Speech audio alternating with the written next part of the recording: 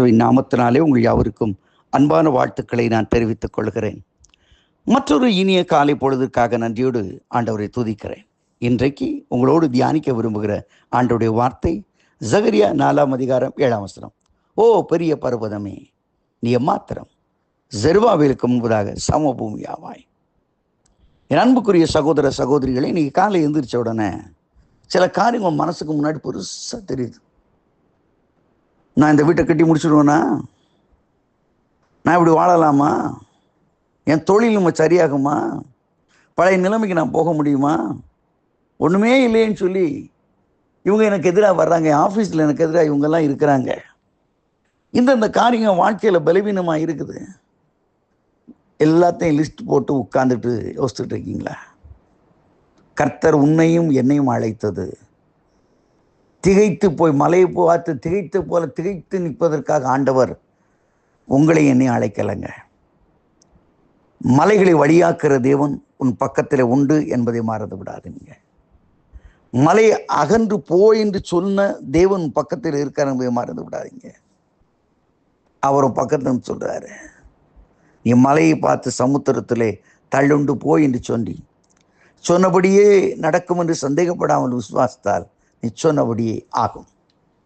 இன்றைக்கு உன் வாழ்க்கையில் இருக்கிற மலைகளை என் ஆண்டவர் உடைக்க விரும்புகிறார், அதை நொறுக்க விரும்புகிறார், இருந்த இடம் தெரியாமல் போகும்படி மாற்ற விரும்புகிறார். இதான் உண்மை.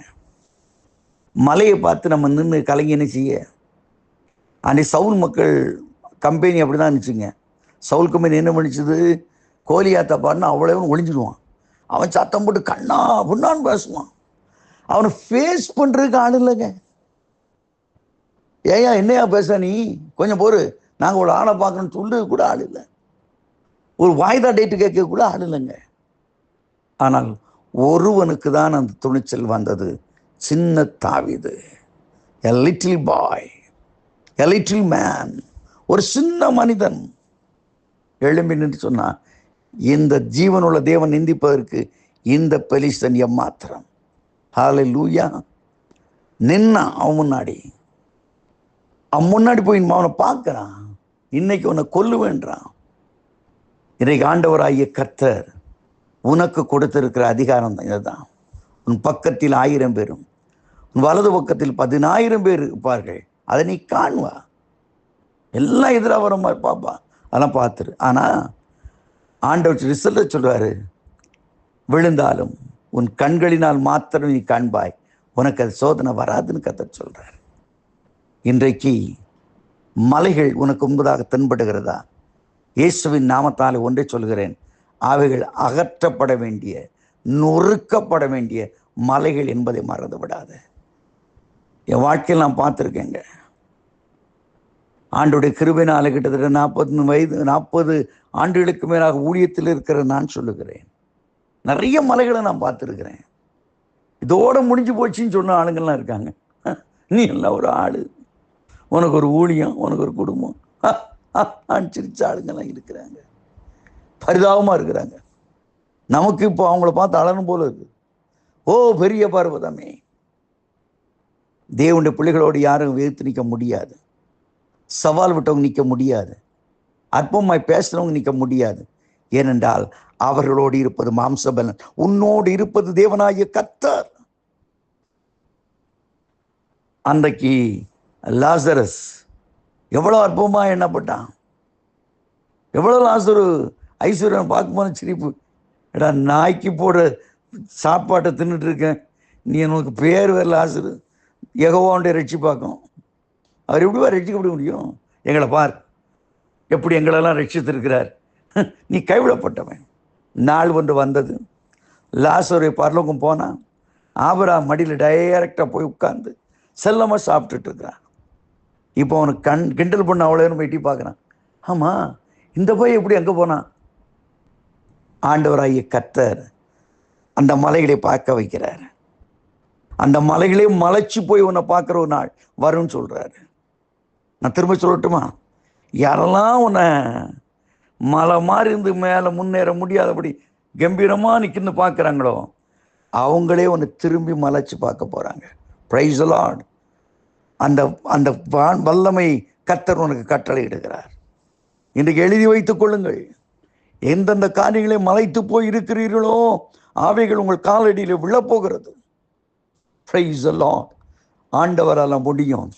கோலியாத்து விழுந்தது போல, செங்கடலை இரண்டாக பிளந்தது போல, நீங்கள் திகைத்திருக்கிற காரியங்களை கர்த்தர் ஒரு அற்புதத்தை செய்ய போகிறார். உன் கண்களை பார்க்க வச்சிருக்கிறார். இதுதான்ப்பா உனக்கு இடம், இதுதான்ப்பா உனக்கு வாழ்க்கை, இதை தான் நான் செய்ய போறேன். கர்த்தர் அதை செய்ய போகிறார். நீங்கள் நின்று கொண்டு கர்த்தர் உங்களுக்காக செய்ய ரட்சிப்பை பாருங்கள், பாருங்கள், பாருங்கள். அன்னைக்கு இஸ்ரவேலை சுற்றி பார்க்க போன மக்கள், ஆண்டவர் சுற்றி பார்க்க தான் சொன்னார், வேவு பார்க்க சொல்லலை. நீங்கள் பைபிளை பாருங்க, சுற்றி பார்க்க போனார்கள். அனுபவிக்கிற எப்படி உனக்கு ஒரு நல்ல ஒரு இடத்த நான் செலக்ட் பண்ணி வச்சுருக்கேன், போய் பார்த்து வாங்க, போய் பார்த்து வாங்க, உனக்கு இந்த இடத்துல வீடு வாங்கலாம்னு இருக்கேன், போய் பார்த்து வான்னா அங்கே வேவு பார்த்துட்டு இருக்காங்க. அதில் 10 பேர் வந்து அழுதுறான். வேவு பார்த்து போனோம், அழுதுகிட்டு வரான். ஆனால் 2 பேர் அங்கே இருந்த சூழ்நிலைகளை விட தேவனோடு அந்த காரியத்தை ஒப்பிட்டு பார்த்தாங்க. ராட்சசர் இருந்தாங்க, பெரிய பெரிய கோட்டை வாசல்கள் இருந்துச்சு, பெரிய பெரிய மனிதர்கள் இருந்தாங்க, யுத்த வீரர்கள் இருந்தாங்க. ஆனால் அவைகளை பார்க்காமல் தங்களோடு இருந்த தேவனோடு கூட அந்த பிரச்சனையை பார்த்தபடினால் பிரச்சனை அவளுக்கு தெரியவில்லை. இனி பெரிய பெரிய எமோரியரை பார்த்து திகைச்சிட்டு இருக்கியா? பெரிய பெரிய அரணான் எரியோ கோட்டையெல்லாம் பார்த்து அழுதுகிட்டு இருக்கியா? யோர்தானை பார்த்து முட்டி மோதிக்கிட்டு இருக்கியா? நான் சொல்கிறேன், தேவன் உனக்கு கொடுக்க சித்தமாயிருக்கிற காரியங்களை எந்த மலையும் எடுக்க முடியாது. They have no right. அவளுக்கு அதிகாரம் இல்லை. இன்னைக்கு இயேசுவின் நாமத்தினாலே நீ ஜெயம் எடுக்க போகிற, சம பூமியாக போகிறது உன் பிரச்சனைகள். இயேசுவின் நாமத்தாலே அவளுக்காக ஆண்டவரை துதித்து மயப்படுத்தி நீ சுதந்திரிக்க போகிறாய். அந்த நாள் இந்த நாளாக இருக்கட்டும். கர்த்தர் அப்படிப்பட்ட கிருபையை தந்து ஆசீர்வதித்து மேன்மைப்படுத்துவார். ஆமேன், ஆமேன்.